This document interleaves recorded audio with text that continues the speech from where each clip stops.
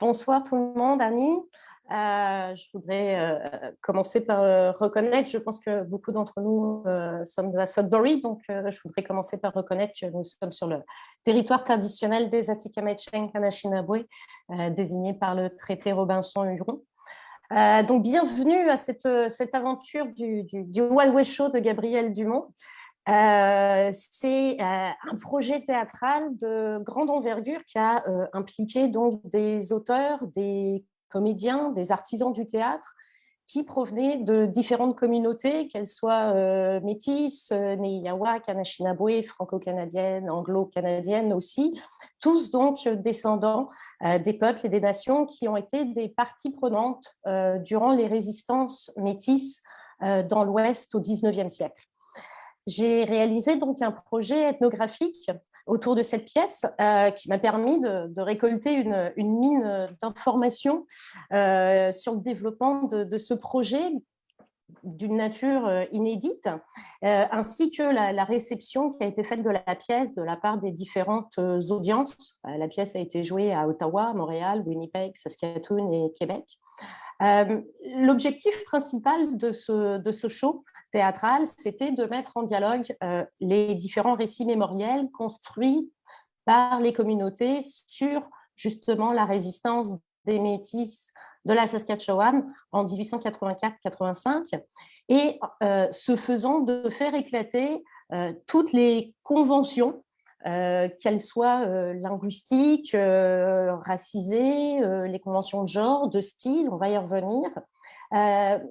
De par son processus de développement, de même que des thématiques et du propos que cette pièce aborde, elle visait à ouvrir une discussion sur une des grandes pages noires de l'histoire canadienne.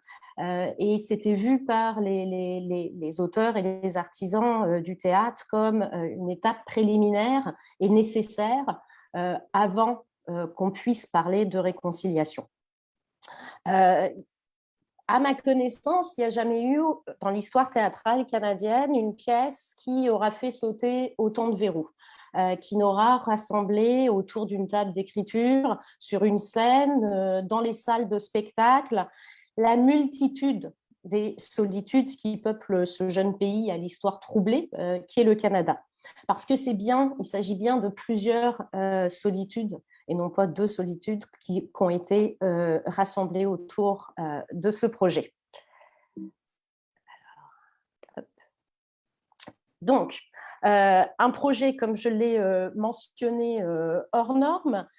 L'idée originale provient d'une discussion entre Jean-Marc Dalpé, dramaturge, comédien, poète, romancier, traducteur franco-ontarien, et Alexis Martin, un comédien québécois, qui voulait faire quelque chose qui concernait l'Ouest, parce qu'il se disait, finalement, nous, dans l'Est du pays, on ne connaît pas l'histoire de l'Ouest canadien.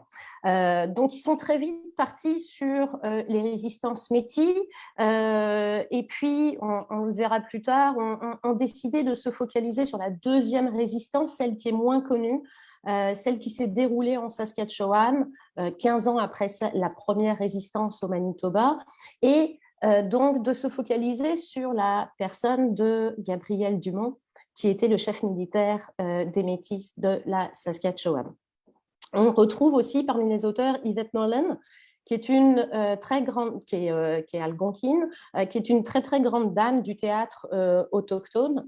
Ken Williams aussi, un dramaturge anglophone extrêmement important, qui est né Yak. Deux autrices métisses, Andrea Ménard et PJ Trudat. Deux Françaisquois, David Granger et Gilles Poulain-Denis, une franco-manitobaine avec Laura Lucier, et puis notre token anglo, mais qu'on aime beaucoup, Mansell Robinson, qui est du nord de l'Ontario. Les comédiens, même chose, on retrouve la même diversité avec deux comédiens Wendat, Charles Bender et Dominique Pétain, Chance Perry, qui est un artiste multidisciplinaire noir et arawak, Gabriel Gosselin et Catherine Denizet, franco-manitobains de descendance métisse, Andrina Turenne, qui est métisse, et Crystal Pedersen, qui est Niyawa, Cri et métisse. Et puis, finalement, la question s'est posée, qui est-ce qu'on va choisir comme metteur en scène? Parce qu'on ne pouvait pas trouver un metteur en scène qui rassemblait toutes ces origines. Donc, on a décidé d'aller complètement ailleurs et le choix s'est arrêté sur Mani Souleimanlou, qui est aujourd'hui maintenant le directeur artistique du théâtre français du CNA et qui est d'origine iranienne. Voilà, et qui a habité en Ontario et qui est maintenant établi au Québec. Donc, belle diversité de ce côté-là et belle diversité aussi au niveau des producteurs et des théâtres diffuseurs. C'était la première fois que le théâtre français du CNA produisait, c'était le producteur exécutif d'une pièce. Et puis, il y a eu à Saskatoon, par exemple, les 3 théâtres qui ont collaboré, donc la troupe du jour, le Persephone, qui est le théâtre anglophone, et le Gordon Tutusis Ninawin, qui est le théâtre autochtone de Saskatoon. Et puis, on a eu en collaboration pour la production et la diffusion, donc le CNA que j'ai mentionné, le théâtre d'aujourd'hui à Montréal et le théâtre du Cercle Molière à Winnipeg. C'est 5 ans de travail, c'est 7 versions de textes différentes. Voilà, quand on écrit à 10 mains, forcément, c'est toujours un petit peu compliqué. Donc, il y avait 3 auteurs principaux, Dalpé, Alexis Martin et Yvette Nolan, qui étaient en charge, si vous voulez, d'assurer la cohérence et un fil conducteur à la pièce, pendant que les autres auteurs écrivaient des vignettes. Voilà. Donc, effectivement, un projet assez hors norme. Alors, on parle beaucoup, même si elle est extrêmement mise à mal ces derniers temps, pour de bonnes raisons, on parle beaucoup de réconciliation. Et puis, la pièce de théâtre a été jouée en 2017, à l'époque où on célébrait où il y avait toutes les célébrations autour du 150e anniversaire du Canada. Ça occupait beaucoup l'agenda des citoyens, des politiciens et des organismes en tout genre. Et le Huawei Show est arrivé pour nous inviter à réfléchir au début de l'histoire de la Confédération. Cette relativement mal nommée Confédération, qui ne naît pas, bien entendu, des différents mythes produits et reproduits par l'État canadien ou par la nation canadienne-française à son époque ou par le nationalisme québécois aujourd'hui, mais qui naît à Batoche, qui, pour moi, représente le socle de l'histoire commune de tous les Canadiens. Alors, pourquoi ? Parce que tous les peuples, finalement, fondateurs, et ils ne sont pas que 2, étaient partie prenante. Il y avait des Canadiens français, il y avait des Britanniques, il y avait des Irlandais, il y avait des Cris, il y avait des Lakota, des Nakota, des Assiniboines, des Métis. C'est une histoire très complexe qui a été effacée de la mémoire collective canadienne et qui, du coup, s'est repliée sur les mémoires communautaires.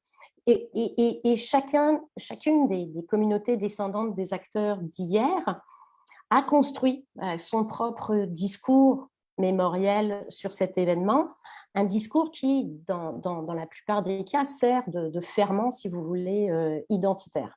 Et donc, le Huawei Show de Gabriel Dumont, l'idée, c'était d'offrir une scène pour confronter pacifiquement, parfois douloureusement, ces différentes mémoires. C'est donc un exercice de mise en dialogue, aussi bien dans le travail d'écriture que dans la mise en scène, qui nous invite à ouvrir une conversation à Marie Ousquet-Admaré, un échange autour de ces mémoires pour faire avancer une compréhension mutuelle, ce qui est un prérequis nécessaire avant même qu'on puisse envisager une véritable réconciliation. Il faut avant tout concilier. Donc, Batoche, c'est extrêmement important pour ses fondateurs, si vous voulez, dans l'histoire canadienne, selon moi, comme ça l'est dans la plupart des autres pays. Le Canada, ce n'est pas fait à Charlottetown ou à Ottawa ou à Londres. Ça, c'est de l'histoire officielle. La plupart des nations, des États naissent à partir de grandes batailles et des mythes et des discours et des représentations qui émergent suite à ces batailles.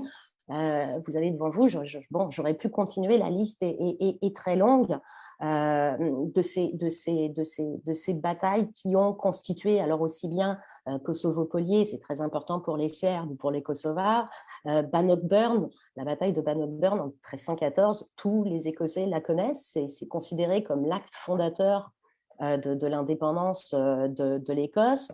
Voilà, Borodino, c'est très important pour l'âme russe, dans la construction nationale de la Russie.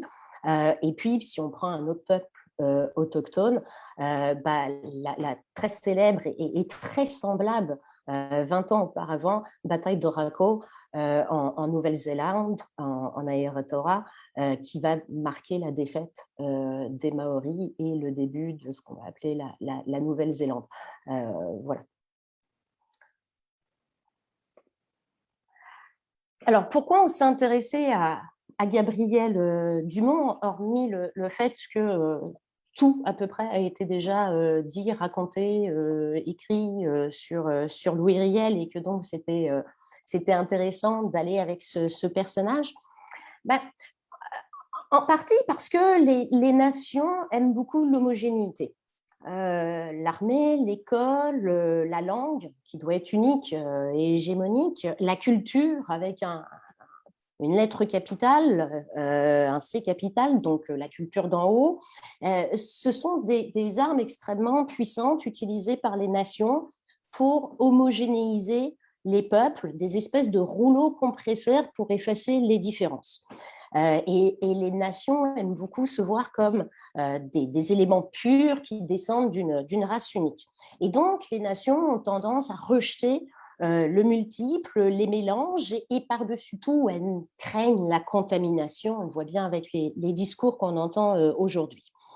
Donc, pour une nation, ce qui fait peur, c'est pas tant l'autre. L'autre, c'est l'ennemi, c'est celui qu'on peut combattre lors d'une guerre. On a même besoin de cet autre pour exister, parce que c'est le miroir du nous national.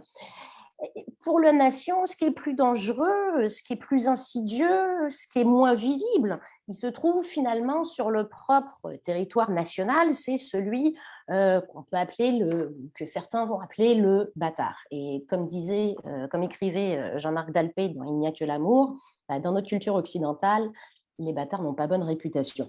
Et c'est souvent comme ça que les métis ont été perçus, alors que les métis, c'est pas du tout ça. Les métis ne sont ni écossais, ni anglais, ni français, ni Cree, ni Assiniboine, ni Dakota, ni Anishinaabe. Ils sont plus que le mélange de tout ça, ils sont plus que la somme de tout ça. Un métis, les métis, le peuple métis est un peuple à part entière, avec sa propre culture, son histoire et son identité, qui se distingue des autres peuples qui habitent aussi sur son territoire. Et c'est peut-être et sûrement en fait la raison pour laquelle finalement les Métis ont eu à subir historiquement beaucoup de rejets, aussi bien de la part des Euro-Canadiens que de leurs cousins des Premières Nations. Alors, on a choisi Gabriel Dumont, et ce show est vraiment une ode à Gabriel Dumont, parce qu'il incarne tellement bien cette identité métisse. Excusez-moi. C'est le petit-fils de Josette, une Sarcy, une Soutina, et de Jean-Baptiste, qui est un Canadien français. Il parle 6 langues. Il est plus à l'aise avec un arc qu'avec un crucifix, sur un cheval au galop qu'à genoux à l'église. Il est marié avec Madeleine, qui est de descendance écossaise, chippewa, canadienne-française et Nakota. Et finalement, Gabriel Dumont, chef militaire, grand chef de chasse, est largement passé aux oubliettes de l'histoire, qui finalement n'a retenu que Louis Riel, peut-être parce que Louis Riel était un peu plus proche de ses racines et d'une certaine culture euro-canadienne. Donc, on voulait redonner à Gabriel Dumont la place centrale qu'il a effectivement occupée dans la résistance métisse, en réalisant son rêve un peu fou d'un Wild West Show, puisque vous l'avez ici à l'écran, dans une lettre, Gabriel Dumont expliquait qu'il aurait voulu faire un Wild West Show qu'aurait tourné à travers l'Amérique et l'Europe pour raconter l'histoire de son peuple. Et donc, on a voulu lui rendre hommage, on a voulu faire ça, raconter l'histoire de son peuple, l'histoire de nos peuples, notre histoire commune. Et c'est le défi que les artisans de cette pièce de théâtre se sont lancés. Alors, certains d'entre vous sont en train peut-être de se demander pourquoi une politologue nous parle d'une pièce de théâtre.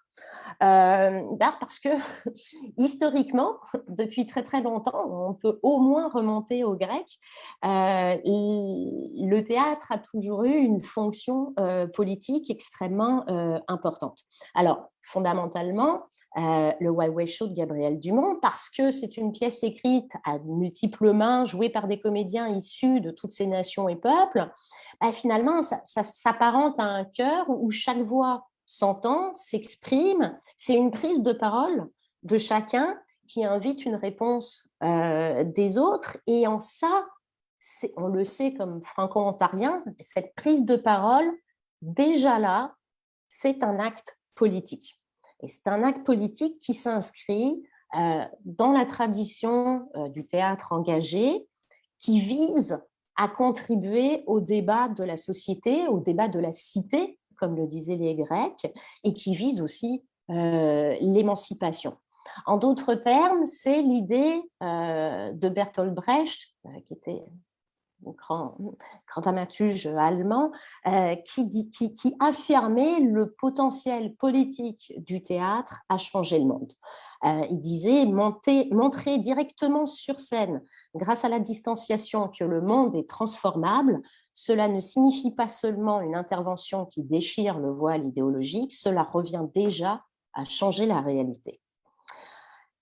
C'est également ce projet théâtral, une pièce qui se situe dans ce que Eugenio Barba a appelé le tiers-théâtre. Donc un théâtre qui convoque des artisans de différents horizons, de différentes origines, pour que, à travers la performance théâtrale, ils puissent échanger. C'est une forme de troc, si vous voulez. Et donc, cette pièce de théâtre, et le théâtre de façon générale, ça se veut un site de négociation, de renégociation des identités et des cultures.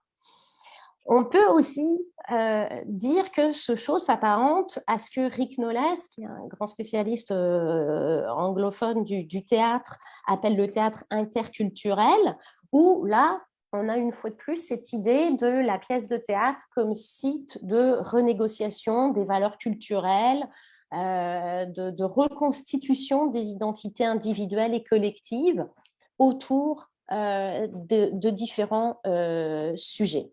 C'est donc pour moi une façon, si vous voulez, de s'inscrire dans cette grande tradition des études culturelles. Le théâtre, comme d'autres formes culturelles, c'est un lieu de négociation permanente, un lieu de contestation des discours hégémoniques, les discours de l'État, et ça permet d'apporter des discours donc contre-hégémoniques, de contester et de revendiquer.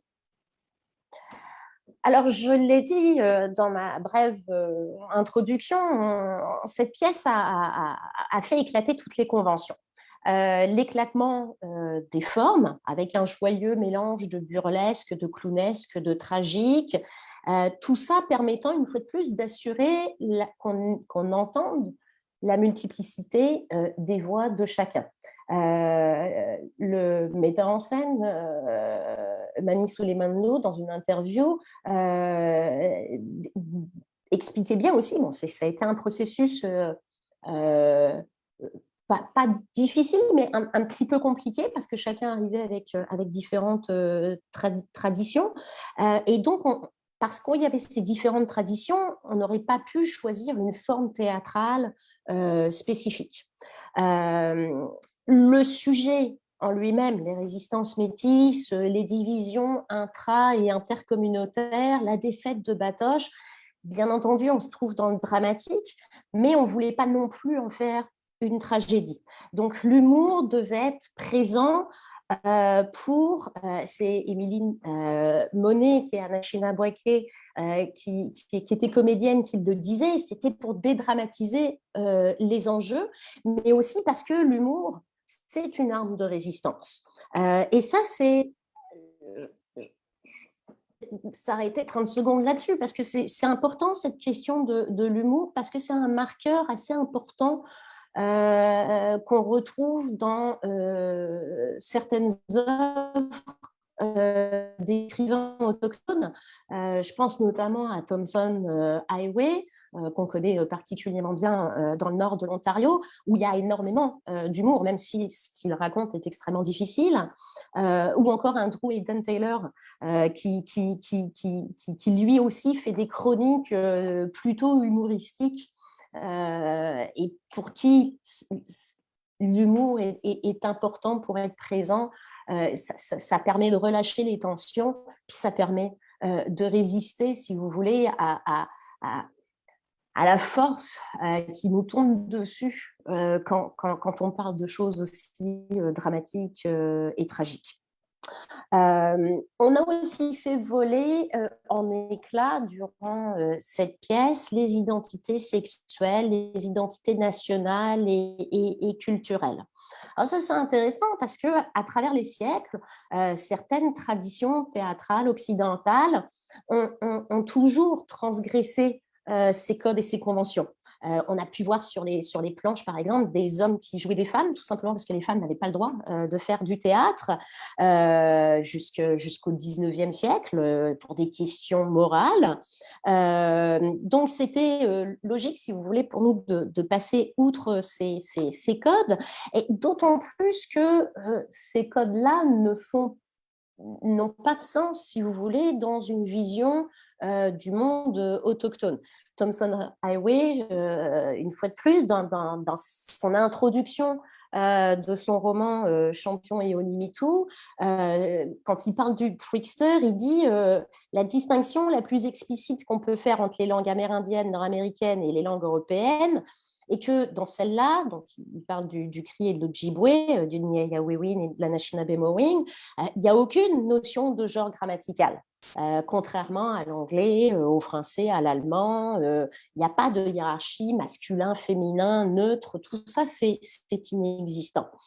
Et c'est important ça parce que les structures de la langue qu'on a apprises, de notre langue maternelle, ça a un réel impact sur la façon dont on pense le monde. Et vu qu'il n'y a pas ça, par exemple, dans le Niayawewin ou dans la Anishinaabe-Mowing, les identités de genre sont plus fluides, par exemple, chez les Niyawak et les Anishinaabe. Alors, une fois de plus, l'équipe de création va faire fi de cette binarité sexuelle. Et puis,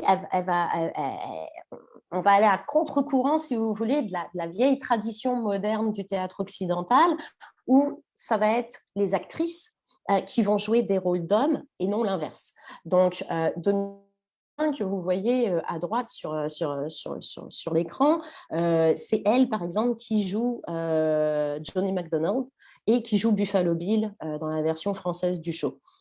Crystal Pedersen incarne le prêtre qui ordonne aux enfants de l'école résidentielle de regarder la pendaison de Louis Riel et des chefs autochtones.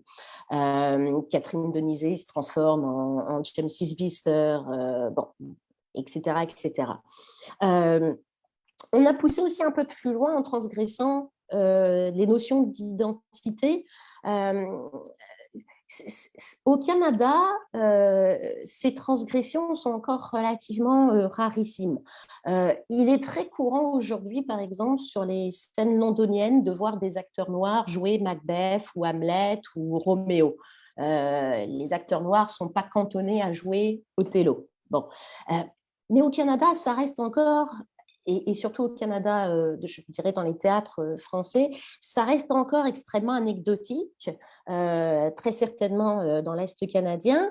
Et ça, c'est un des chevaux de bataille, par exemple, de Charles Bender, qui était notre Gabriel Dumont, qui disait dans un article, je voudrais pouvoir imaginer qu'un jour, c'est normal qu'un orgon de descendance arabe, qu'il y ait un orgon de descendance arabe, une Irina asiatique, un Yago cubain ou une Albertine qui soit atikamekw. Voilà. Donc c'était particulièrement savoureux de voir quelqu'un comme Dominique Pétain, qui est Wendat, incarné Johnny McDonald. C'était un pied de nez à l'histoire. Autre pied de nez à l'histoire extrêmement important et symbolique, c'est le fait que Chance Perry, que vous voyez aussi sur la photo, a été choisi pour incarner le général canadien Middleton, enfin britannique, Middleton, qui va massacrer les Métis à Batoche. Ce qui fait que, à un moment donné, dans la pièce, Middleton sort toute une litanie d'insultes racistes contre les Métis extrêmement longues. Mais vu que ça sort de la bouche d'un acteur noir, ça devient une formidable réappropriation. Et pour les peuples historiquement opprimés et discriminés, une des premières étapes sur la route de l'émancipation, ça consiste justement à se réapproprier des insultes, des stigmates qui sont imposés par le groupe dominant en utilisant justement ces termes péjoratifs, parce que ça permet de vider de leur sens ces mots. Le temps file. Les choix de langue, ça a été extrêmement important comme question. Dès le début, on a voulu qu'il y ait plusieurs langues, parce qu'il y a plusieurs voix, puis plusieurs mémoires qui devaient s'entremêler, coexister, pour des raisons aussi bien historiques que dramaturgiques. Faut voir que donc on a donc la coprésence de 5 langues, là, le Michif, le Niawewin, le Lakota, le français et l'anglais. Faut bien voir que ça caractérisait le quotidien des Métis de la Saskatchewan à l'époque. À l'époque, les Métis étaient tous multilingues. C'était pas dû au fait qu'ils étaient issus de métissage, mais c'était surtout dû au fait que c'était des chasseurs et que c'était des commerçants et qui se déplaçaient sur un très grand territoire qui allait de la rivière Rouge jusqu'aux Rocheuses, de Fort Edmonton, Prince Albert au nord, jusqu'aux confins du sud du Montana. Je l'ai mentionné, Gabriel lui-même parlait 6 langues autochtones et quelques variantes. Et d'ailleurs, la famille de Gabriel Dumont, les Dumont, ils étaient très connus dans la région parce que c'était des traducteurs. C'était des diplomates et des traducteurs. Le père de Gabriel Dumont sera le traducteur, par exemple, lors des négociations du traité numéro 6, signé en 1876 à Battleford. Voilà. Et c'est arrivé plusieurs fois que Gabriel Dumont soit utilisé comme diplomate par les différentes tribus autochtones quand il y avait des conflits, pour régler les conflits. C'était vraiment un diplomate, un plénipotentiaire, comme on dit. Donc, c'était important de rappeler ce fait historique important, une piqûre de rappel qui est d'autant plus nécessaire dans un Canada qui n'arrive même pas à être bilingue. Voilà. Donc ça, c'était important. L'autre grande question qui a été discutée, c'était la place des femmes et la volonté qu'il y avait de souligner la place des femmes parce que les premiers historiens euro-canadiens qui ont parlé des Métis ont complètement laissé de côté le rôle des femmes dans la formation de la conscience nationale Métis, dans le développement, dans sa survivance, dans sa réactivation. Faut en fait attendre les années 1980 pour voir des travaux d'historiennes qui vont mettre de l'avant, souligner le rôle fondamental des femmes. Et le rôle fondamental aussi des femmes dans l'ethnogenèse des Métis.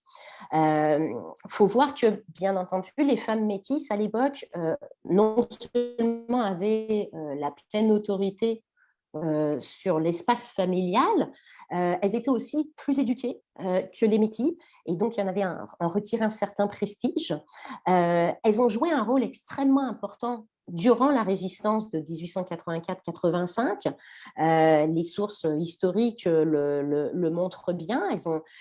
Oui, elles ont servi d'infirmières pour les blessés, mais elles ont aussi fabriqué des munitions, elles ont aussi participé à la prise de décision stratégique militaire. Donc, bon, c'était, on voulait vraiment rendre hommage et remettre au centre les femmes, parce que c'est ça historiquement qui s'est passé, même si ça a été effacé par l'histoire écrite des Euro-Canadiens.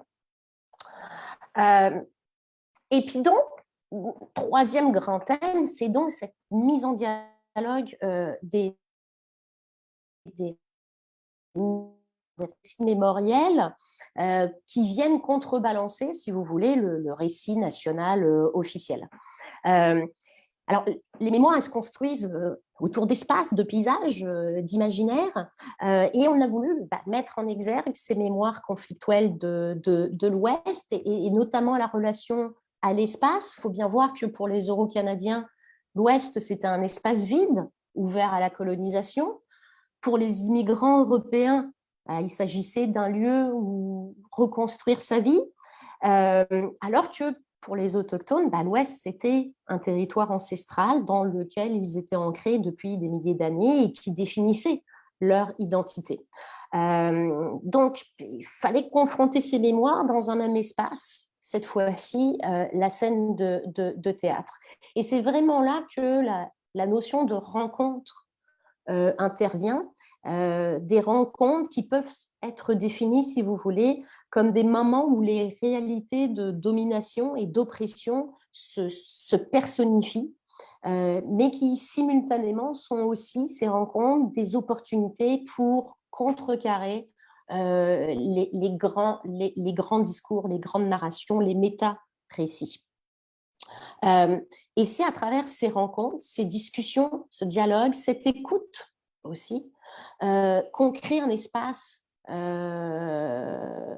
pour ensemble confronter ces mémoires douloureuses.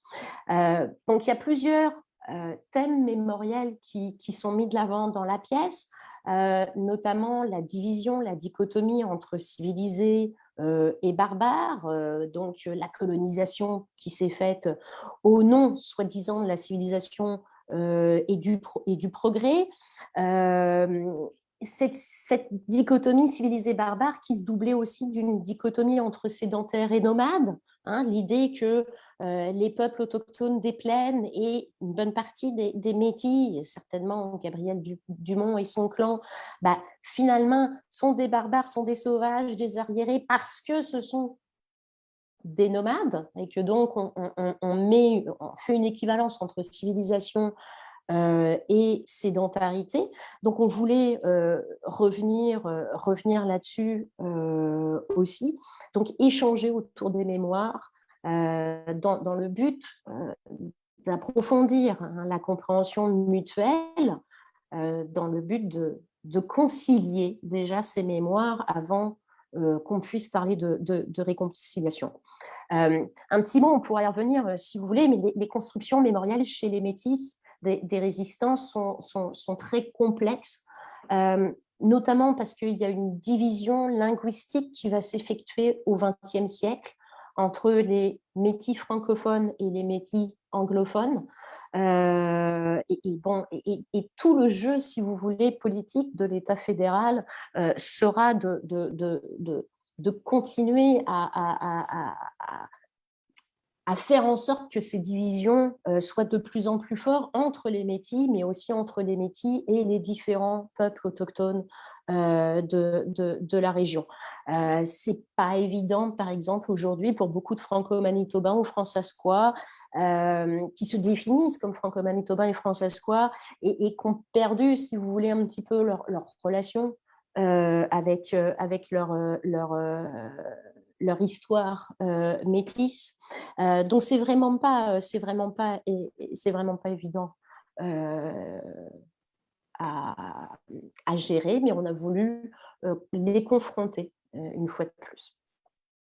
C'est aussi une pièce qui s'inscrit, même si elle est très marquée historiquement et géographiquement, mais qui s'inscrit quand même dans l'universel parce que finalement, elle nous raconte l'histoire qui a existé dans beaucoup d'autres pays.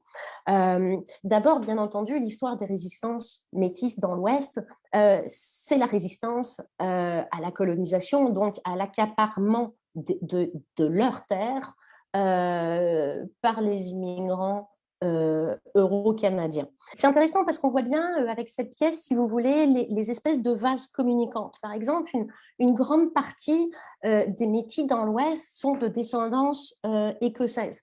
Et l'arrivée des Écossais, donc des Européens qui ont tassé les autochtones qui habitaient là, ce sont des Écossais des Highlands qui ont dû fuir, quitter, s'exiler leur terre d'Écosse durant les enclosures, durant ce qu'on appelle les Highland Clearances, durant ce génocide qu'il y a eu en Écosse où on a forcé les Écossais, on leur a pris leur terre et on les a forcés finalement, s'ils ne voulaient pas mourir de faim, à monter dans des bateaux puis à arriver au Canada.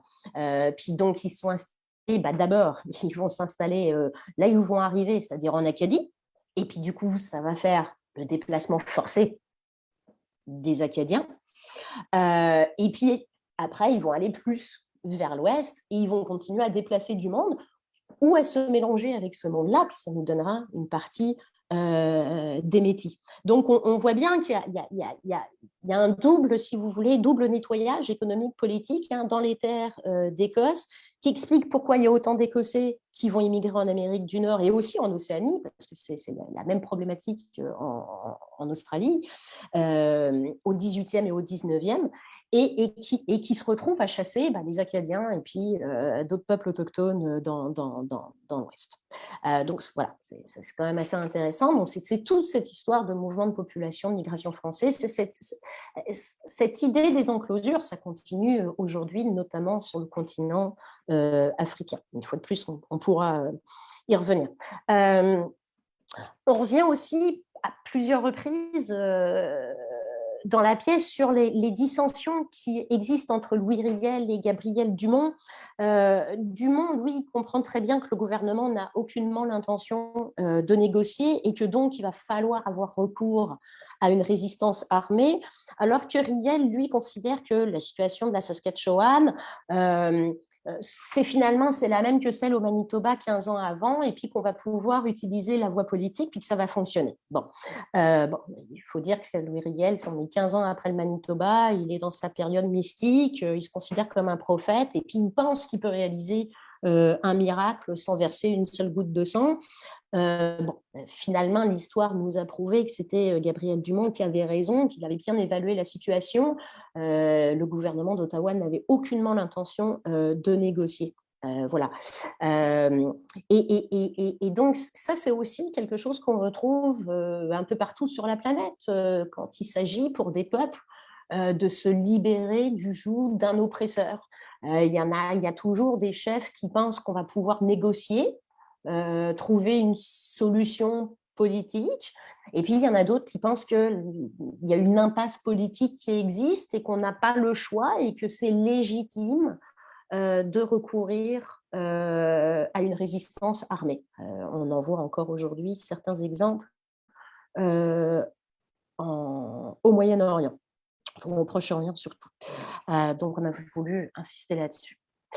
Et puis, bien entendu, c'était aussi, ça s'est trouvé, le hasard a fait que la pièce nous a permis de nous inscrire, alors pour le coup, en contre-exemple, si vous voulez, d'autres projets théâtraux qui étaient lancés à la même époque et qui ont été accusés d'appropriation culturelle, que ce soit bien entendu slave ou Kanata, de Robert Lepage. Alors, on pourra, je suppose qu'il y aura des questions là-dessus, donc j'y reviendrai. Partons, ceci dit, d'un fait avéré pour éviter finalement tout débat stérile. Pendant des décennies, des siècles, dans certains cas, les peuples colonisés n'ont pas eu le droit de raconter leur histoire. Et aujourd'hui, au XXIe siècle, on en est à un moment dans l'histoire de l'humanité où ils peuvent le faire. Et on doit les laisser faire. C'est leur moment. Alors, ils peuvent décider de raconter leurs histoires tout seuls ou en collaboration, comme on l'a fait dans le Waouh Show. Mais en ce moment, pour les allochtones, c'est le moment de se tasser. Une fois qu'ils se seront réappropriés leurs histoires, qu'ils l'auront racontées à leur façon, une fois que nous les aurons écoutées et entendues, alors là seulement, on pourra, si on veut, dans 30 ans, 40 ans, 50 ans, dépendamment le temps que ça prendra, nous aussi raconter ces histoires-là. Donc, c'était extrêmement important pour nous de faire, de souligner, si vous voulez ça, et ça m'amène à ma dernière diapositive que j'ai intitulée le huitième feu, parce que il y a effectivement aujourd'hui un nombre croissant de créateurs allochtones qui effectivement s'intéressent à ces histoires, à ces personnes autrefois invisibles, inaudibles, mais qui peu à peu, une fois de plus, à force de résistance et de résilience et de lutte, prennent leur place et prennent la parole. Donc, dans le respect de tous, il y a aujourd'hui, il faut procéder par étapes. Et aujourd'hui, ce travail ne peut être fait, comme je l'ai mentionné, que les auteurs eux-mêmes ou en collaboration. C'est aussi simple et aussi complexe. Et c'est ce que Yvette Nolan, qui est une des dramaturges qui a écrit la pièce, appelle le huitième feu, en référence à la prophétie des 7 feux du peuple Anishinaabe. Et pour elle, le huitième feu, ça représente précisément ce moment de l'histoire des relations entre les peuples vivant sur ce territoire, autochtones et allochtones, ce moment où on travaillera ensemble pour, dit Yvette Nolan, parvenir à la justice et vivre ensemble de façon satisfaisante. La commission Vérité et Réconciliation nous a enjoint d'entamer ce processus, à aller de l'avant, à sortir de cette période d'ignorance, d'exclusion, d'éradication. Mais avant même qu'on puisse penser à la réconciliation, on doit, comme étape préliminaire, faire ce travail ensemble. C'est un long processus, ça ne va pas de soi, parce que les vieilles habitudes sont tenaces, mais si on veut effectivement un jour, dans l'avenir, avoir une société réconciliée, il faut se reconnaître, s'écouter, dialoguer, échanger, s'écouter, se concilier. Okay. Et pour les membres de la commission Vérité et Réconciliation, les arts et les artistes ont un rôle fondamental à jouer dans ce processus. Je pense même qu'ils ont tout pour en être le fer de lance. C'est ce qu'on a voulu faire avec cette pièce, le Waouh Show de Gabriel Dumas. C'était de créer un espace de conversation entre artistes et public, autochtones et allochtones, de créer ensemble, d'avoir du fun ensemble, pas de créer une mémoire commune, mais d'instituer un dialogue respectueux entre ces différentes mémoires et de leur offrir un espace commun. C'est ça la conciliation des mémoires. Ça ne s'est pas fait sans anicroche. Tout le monde a dû faire des concessions à un moment donné. Il y a eu des erreurs, il y a eu des maladresses qui ont été commises. Ça va toujours faire partie de ce processus qui reste un processus d'apprentissage. On peut en tirer les leçons et se dire que la prochaine fois, on fera mieux, qu'on va éviter certains pièges. On ne peut pas apprendre de l'autre et sur l'autre si on ne se rencontre pas, si on ne dialogue pas et si on ne s'écoute pas. Ce qui est sûr, c'est que tous les artisans qui ont participé à ce show sont tous sortis grandis de cette expérience. Il y a des amitiés qui se sont forgées, il y a des nouveaux projets qui ont été développés grâce à ça, finalement. Jean-Marc Dalpé et Charles Bender qui ont traduit Half-Breed, le grand roman autobiographique de Maria Campbell, le premier grand roman métis, publié en 73. Charles Bender est en train de traduire une pièce de Ken Williams, qui était un autre auteur. Il y a Andrina Turenne qui a travaillé à titre de conseillère culturelle sur Half-Breed, par exemple. Donc, ça a forgé effectivement des amitiés qui donnent lieu aujourd'hui à d'autres projets artistiques où on travaille ensemble, où on continue ce dialogue-là. Voilà. Si vous voulez aller plus loin, vous pouvez aller sur le microsite du CNA Théâtre Français qui m'avait demandé de créer donc à la fois un dossier artistique, bon, puis surtout un dossier historique où il y a quand même beaucoup de petites ressources pour mieux comprendre l'histoire des Métis. Et puis, mon livre qui raconte un peu plus en détail que je viens de le faire, cette pièce, le développement de cette pièce, de sa création jusqu'à la réception des publics. Voilà, merci.